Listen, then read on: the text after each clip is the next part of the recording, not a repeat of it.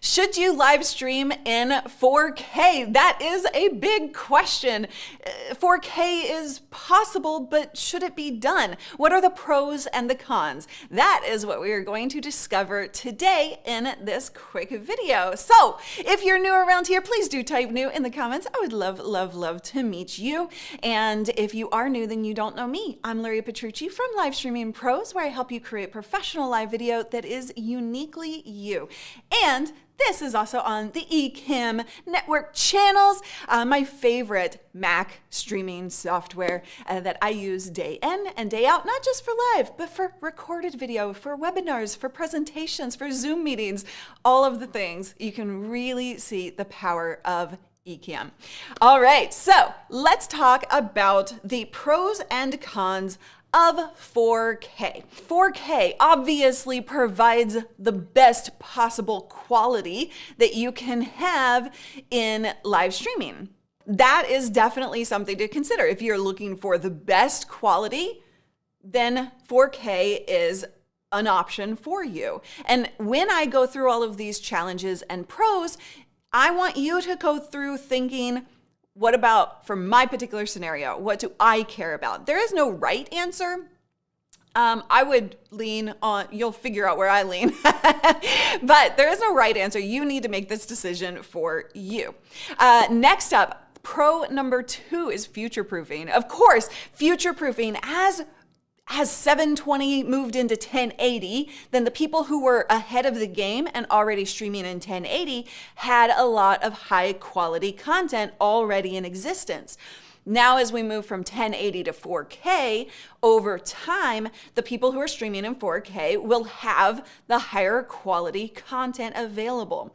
Now, that also means that you're kind of just ahead of the game, right? So you have a catalog of content as 1080 goes the way of 720, then you will have that in existence. And it does help future-proof yourself and your channel. Number 3 really just comes down to a badge of honor. Like, you can get a t-shirt that says, I stream in 4K. There is a reality to the badge of honor effect.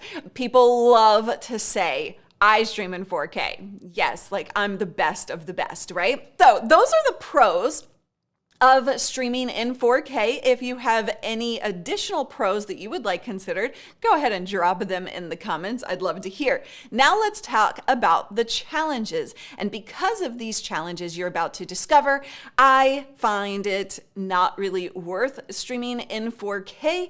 And so that's why I still stream in 1080. But let me break it all down for you. You do need more upload speed. So you need better internet than you do with 1080. You're pushing a ton more data through those pipes. So to get get 4K from your computer out to the internet, you're going to be looking at least 50 megabits per second upload speed as opposed to 10 to 8 that you need with 1080. So that's something to consider. And if you really want that solid quality without drop-offs, without buffering, I would highly recommend you go higher than that. So that's something to be very aware of. Maybe you already have that. Maybe you would need to get it.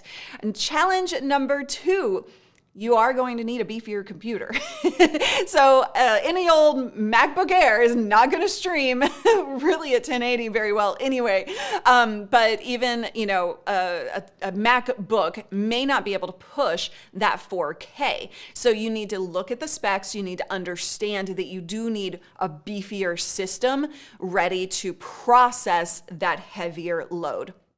Next up, challenge number 3, platform limitations. Not every platform allows you to stream in 4K. So if you're pushing out 4K, then it's going to downgrade to 1080 anyway. Now, YouTube does allow 4K. There's a caveat to that we'll talk about here in a second. Facebook, you may or may not be able to. Some people can, some people can't. Twitch is still at 1080 as well. So if you're, streaming to a platform that doesn't allow 4K, then that's something to consider. Is it even worth it? And if you're, to answer the question I see come up often is, if you're streaming in 4K 60, which is pretty rare, then you might actually, even if it's downgraded, then you might be able to see a quality difference in 1080, but you're not really going to see a difference, too much difference in 4K 30 frames per second. So those are things to consider as platform limitations. Challenge number 4, longer latency. So latency, when I say that, what I mean is the time I speak to the time you hear it, that can be a variety of different times. So on Facebook, you're looking at between 15 seconds and 45 seconds. Currently, they don't really have, actually, no, I did see that they have low latency. I was playing around and I did find low latency. So they're starting to push that out. But they mostly, you're not getting a low latency signal with Facebook. Twitch is really great, but if you're streaming in 4K, you can't on Twitch. And YouTube, if you with YouTube, you have the option of regular, normal latency, and then you have low latency, and then you have ultra low latency. Ultra low latency is really what you want when it comes to streaming, because you can have a conversation with your audience. In Q&A section, as soon as I get done with this training, I'm going to be having a almost real-time conversation. The longer the latency, the longer that takes for you to ask a question, for them to respond, and for you to then respond to that. So with 4K, you are not allowed to stream in low latency. Some of you have been around during my countdown timers when I accidentally stream in 4K because I record in 4K, and sometimes I forget to hit that setting change.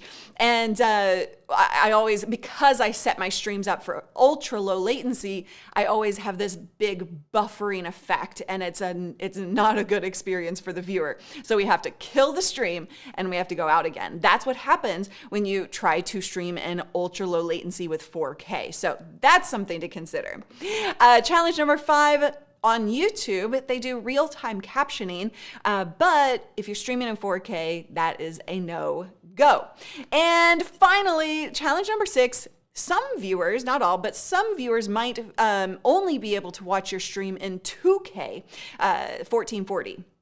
And then after the fact, the replay will be available in 4K, but you may not actually be streaming in 4K to everybody. Even if you're streaming in 4K, they may not see that.